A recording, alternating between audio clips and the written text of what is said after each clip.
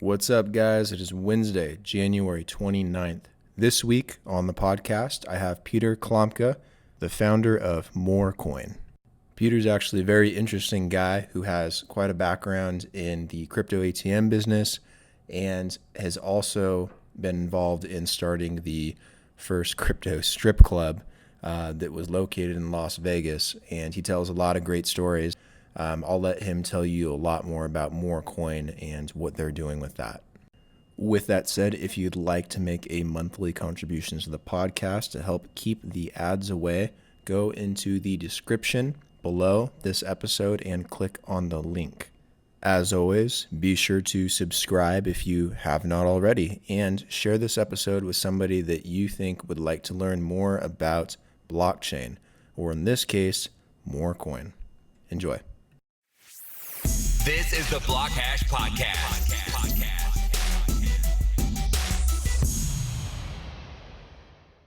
All right, Peter, how you doing? I'm great. How are you? I'm doing fantastic.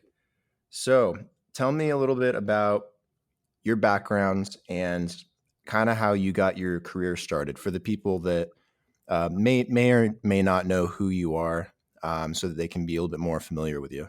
Sure. So I started literally on Wall Street. I spent almost 20 years in traditional finance, private equity, investment banking, mergers. My areas were entertainment, alternative energy, some vulture finance, and some early stage, seed stage financing.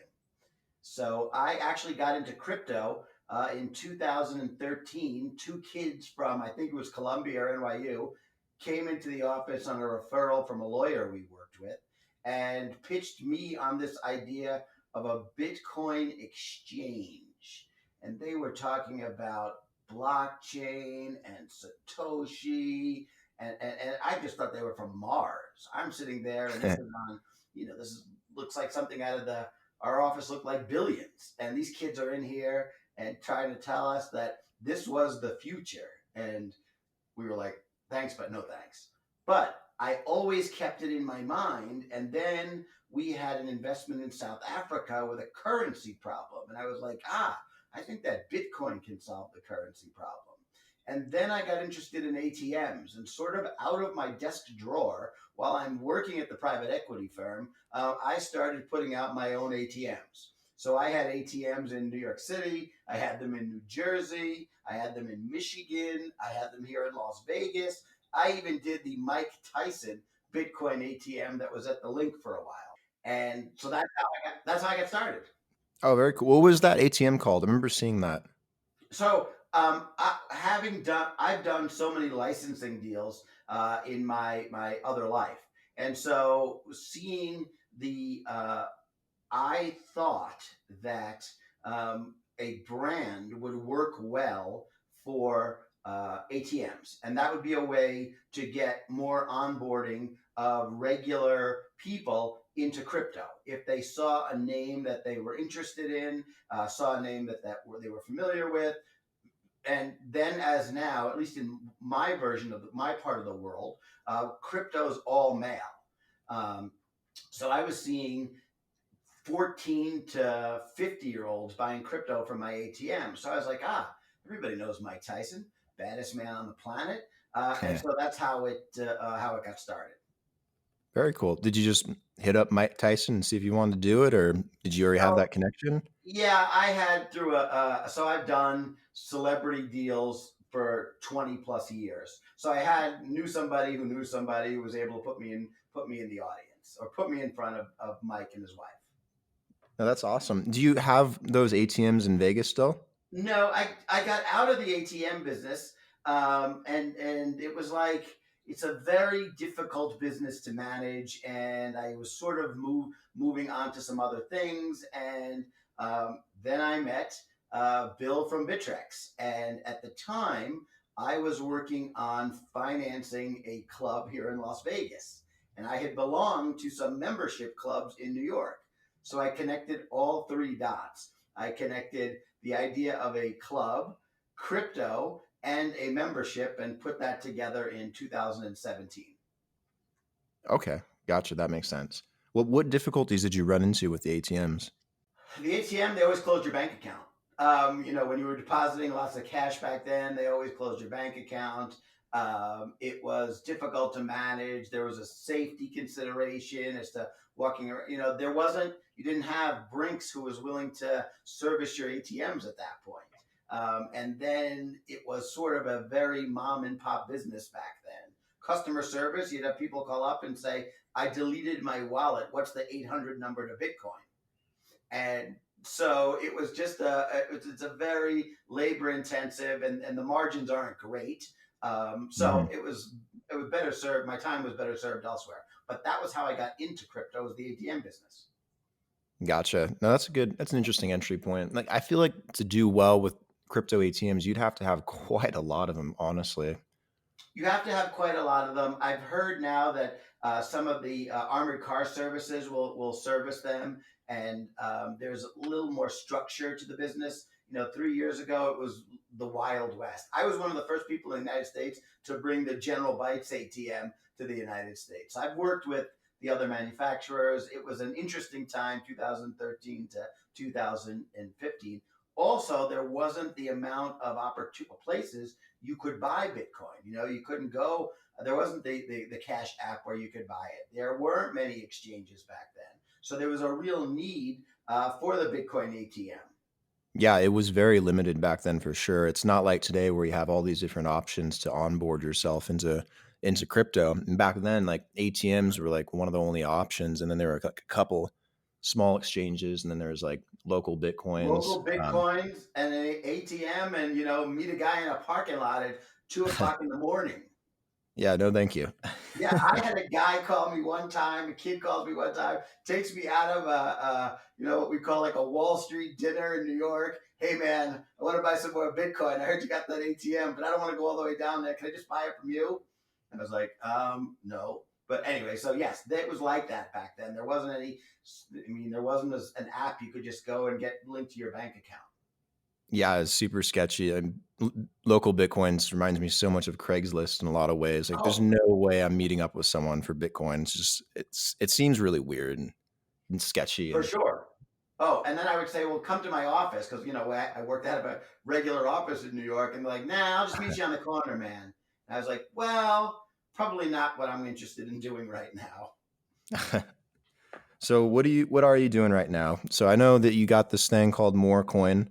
Right. So 2017, we decided to launch we decided to launch the Legends Room, which was the first crypto strip club here in Las Vegas.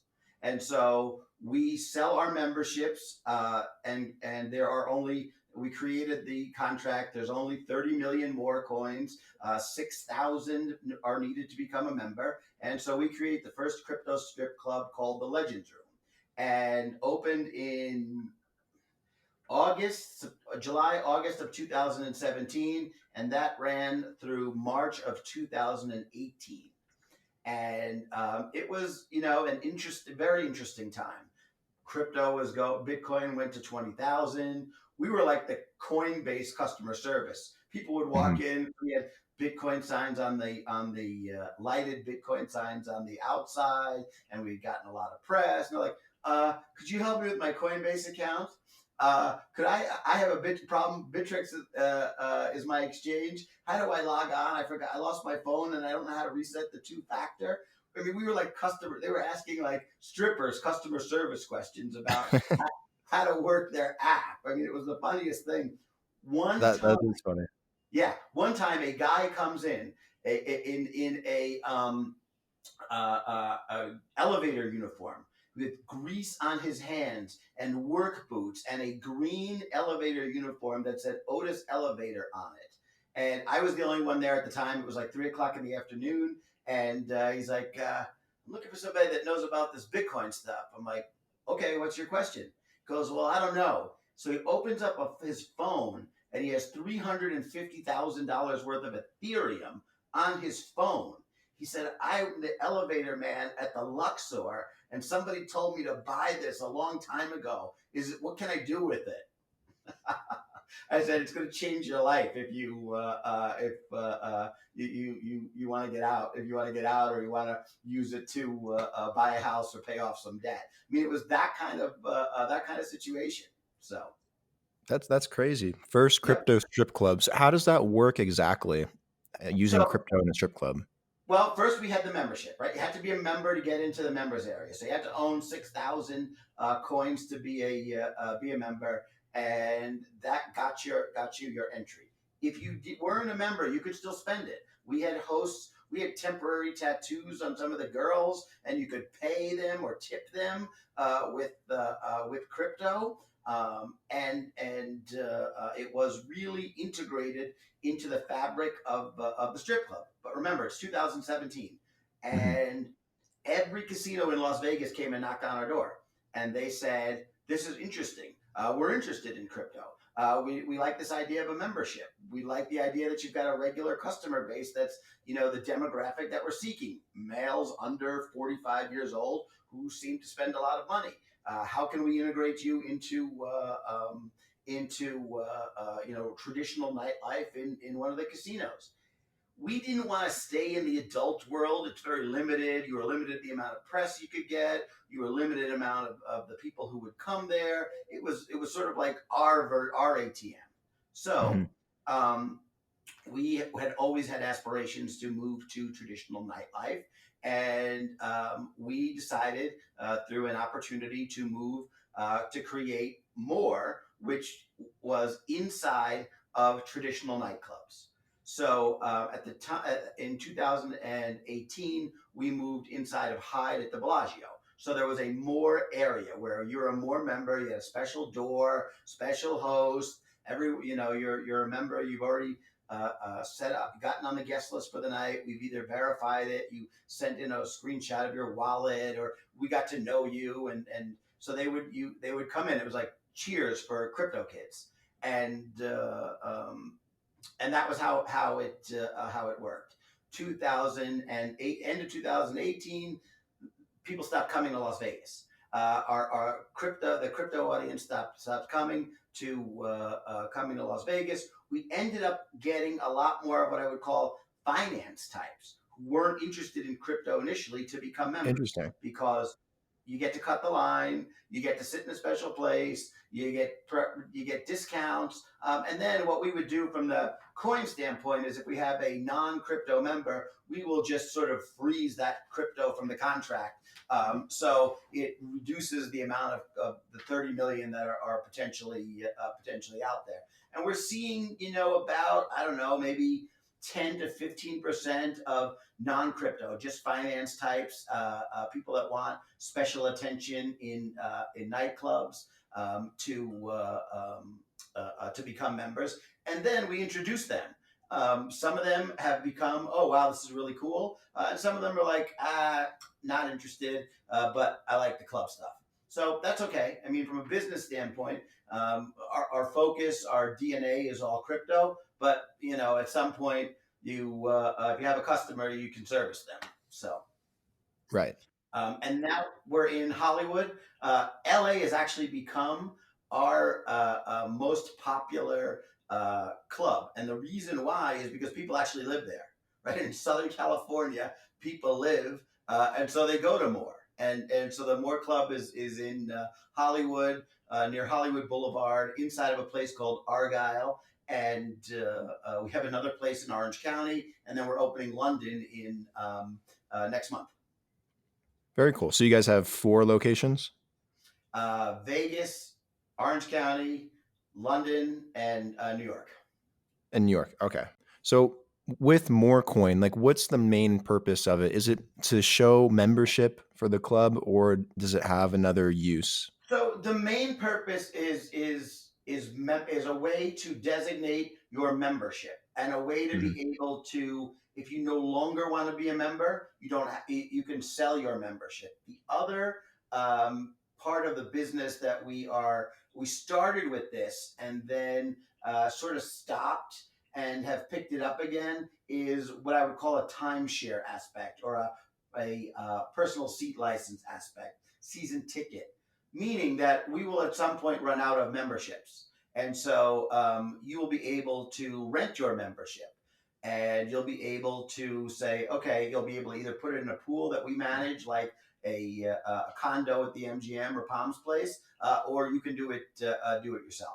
The other use for it is you can spend it. I mean, we have hosts that have wallets, and we will pass along the discount on the $5,000 bottle. Might only cost you $4,000 if you spend it in more, because we get a preferential treatment from the host clubs that we are associated with. Walk me through the process. Like if I wanted to get a more membership, what would I start? If I wanted to do that today, what would I do?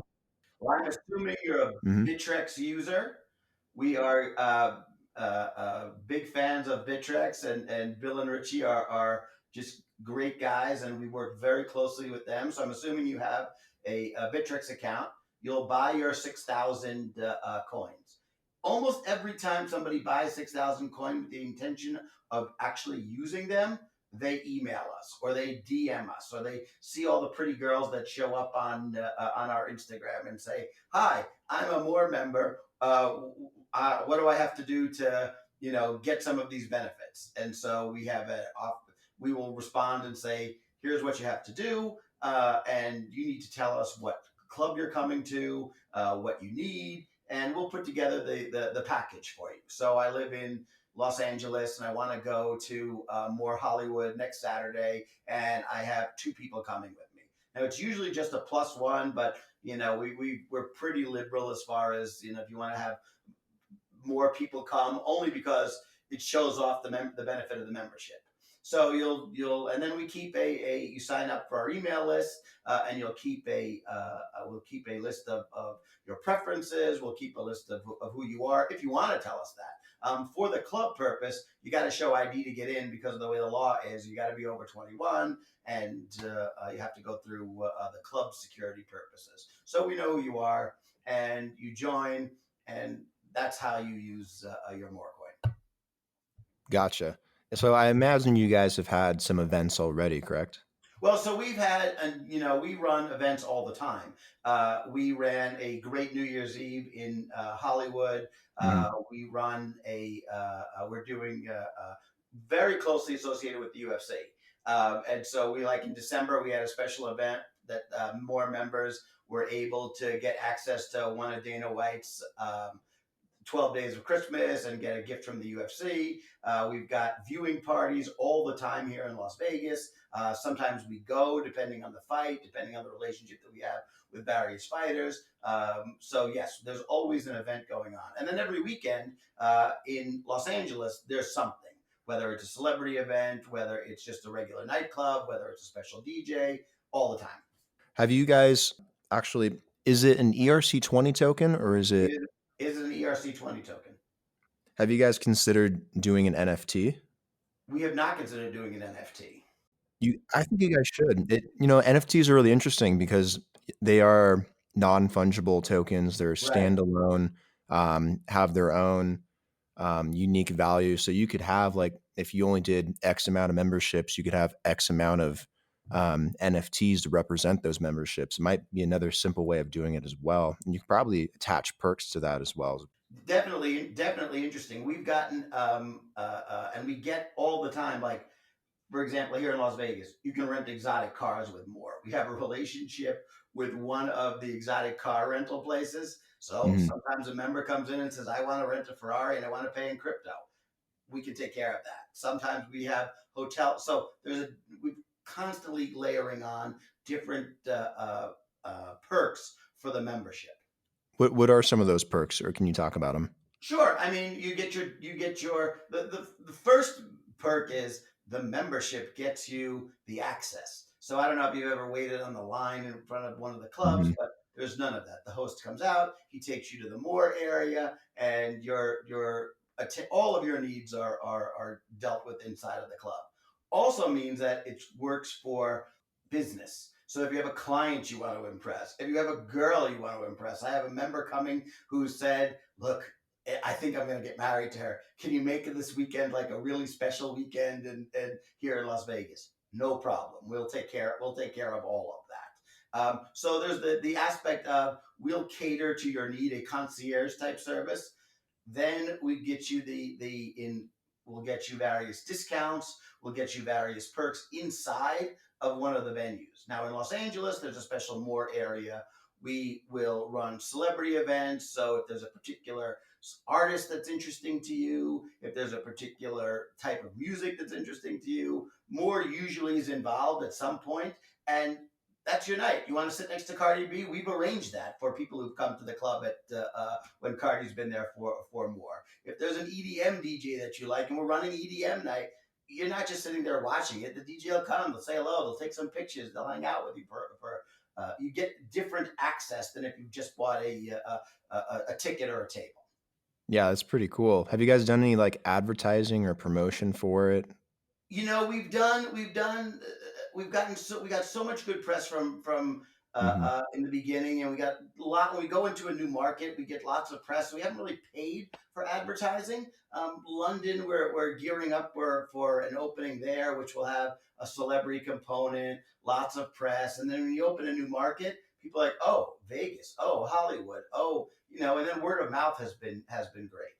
The other thing that we're working on, which we've done one in Los Angeles, wildly successful, have been an infused marijuana dinner. And this came from a member who wanted to stop by a dispensary when they came to town, and then we ended up meeting a chef who's got a cooking show on infused cooking. So I'm like, this is very interesting. And so in Los Angeles and soon here in Las Vegas, we will run members only infused dinners. And then those will usually be before the nightclub night. And the infused dinner in Los Angeles was you could either have THC, CBD, or nothing. And it was just a private setting where, you got something that you really couldn't get anywhere else. Yeah, I haven't heard that before. Explain that to me. So an infused dinner do they just take like the THC or whatever and then like they bake it into the food or? They Now I'm not a chef and I'm not a big THC user, but Mhm. I will tell you that there is a science to it because certain types of it doesn't work with certain foods. It burns off in other foods. The dosing is very specific, so there's a science to it, and it works better in desserts than it does on steaks. I mean, I've learned all of this in the past couple of months, and there's a group of chefs out there who are working on infused cooking and who are becoming sort of like the leaders in this new type of dining.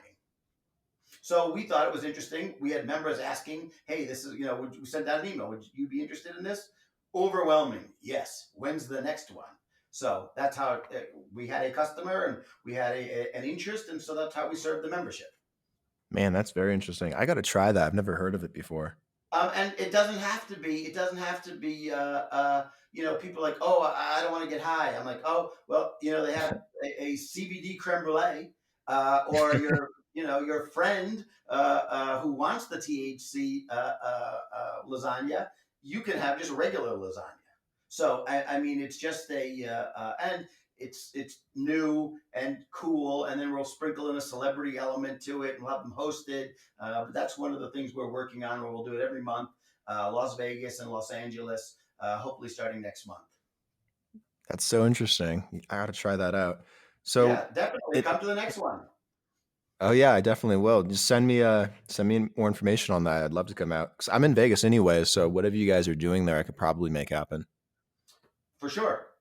So in terms of more coin, have you guys had any hurdles or setbacks from like a regulatory standpoint? 'Cause I know the SEC has cracked down on tokens pretty hard, or at least has issued some guidance. But what have you guys noticed? Well, with my background, I was always concerned about uh, the legal aspect of coins. But so we had a legal opinion prepared before we started the process, and our coin is there's really a use case for it. I mean, you can really go to more Los Angeles. You can really go to an infused dinner. You can really right. So there's a real it's a way to designate membership, and you Hmm. can spend it in the club. So it wasn't like, oh, we might have something in the future that could be used. We used it The same way, by the way, if you earn enough points at the Bellagio, they'll give you a better room, or they'll give you they'll comp you dinner if you have enough points. So we've used it as a model coming from a Las Vegas casino mentality as a way to create this upper tier experience using. And if you don't want to own it anymore, you can sell it. You can sell it very easily, as opposed to a country club membership or a golf club membership. It's not very liquid, and you don't own anything. You don't own part of More Hollywood. You get to come into the special area, no different than if you bought a season ticket to the new Raiders stadium, and you get to sit in the specific seat, a specific seat. Oh yeah, that's a good point. Have you guys looked at doing something with the new Raiders stadium or the Uh, Raiders franchise? so the answer is yes, and that's one of the things we're working on for 2020. And yes, in terms of what, or can you talk about it? We're looking to add a component for our members that will involve coming to Raiders games. Okay. That will involve special seating, that will involve ex-players, that will involve a fun Vegas aspect of the new Raiders event. We've done it. We did it with Golden Knights in 2017, but we were in the strip club, and the Golden Knights weren't that excited about being associated with the strip club. No, that's really interesting. And the Raiders are going to bring a lot more attention to Vegas, just because Vegas has never really been considered a city, and they've never had a professional team until late. So Yeah, we've I had think members like from Boston saying, "Oh, we want to come out because we're fans of whatever, the Jets, the Patriots, whoever." And for our members, they'll use their existing members now, and they'll visit more because they'll come and watch their team play the Raiders because it's a Vegas weekend. They don't really care about the Raiders; they care about watching their team and having fun in Vegas. right. No, that makes sense too. Before we kind of start wrapping up, what are the plans in 2020 for Morecoin? How do you guys plan on growing or expanding? Like, what's your roadmap look like? So opening London, probably Miami if we can get comfortable with the location. Infused dinners, pop-ups at events like EDC and Coachella. We've had that. We've been working on a modeling agency forever, and I think that's going to happen this year, where we would actually pay some of the talent in coin, right? So in the clubs, lots of girls are in the clubs. I funded a modeling agency, and so we have access to some personnel and to some talent from an administrative standpoint. And I think that's going to happen in 2020, and then we'll get the timeshare aspect hopefully launched, so it can become potentially a revenue center for a member rather than just a awesome time. Sweet. How can people learn more about Morecoin? I know the website's got some info, but it seemed a little limited. Is there a good place where they can find like a blog or a newsletter or just social media or what? Like every crypto Twitter seems to be the driving place that we get most members Mhm. sort of like use that over email or phone or texting, right? They all have access to a phone number, they all have access to email, and they'll DM get more coin on Twitter. The Instagram has been taken over, so it's like more dash coin on Instagram, and we get more reservations on Instagram Mhm. than anywhere else. Okay, so Instagram and Twitter. Instagram and Twitter. There's the site mre.live, and of course you can get the coin on Bittrex. Okay, sweet. I'll definitely put some links in the description for the episode as well. Okay, great. Awesome. Peter, thank you for taking the time to come on and everything and talk about Morecoin and what you guys are doing. I've never had an interesting conversation quite like this one. And it's also cool to see what you guys are doing in terms of the party scene and the club space and injecting crypto into that. Yeah, I mean, I mean, the other thing that I mean, you should definitely come by the. I'll just start sending you emails. I'll just send you Mhm. invites. Like, because sometimes we get 3 people. Sometimes we get. I had 37 crypto people for New Year's Eve, and so it just varies. But if you're local, definitely come and check it out. Yeah, I know a lot of people that are in the crypto space that are around my age as well. So yeah, definitely send me a bunch of stuff and I'll relay it too. Yeah, no, it's we didn't talk about the strip club stories, which were crazy, but that's maybe for another Yeah, time. we can do a couple of those another time. Yeah, inside the legend suite. Awesome. Well, Peter, thank you for coming on. I really appreciate it. All right, well, thank you. Talk to you later. Bye.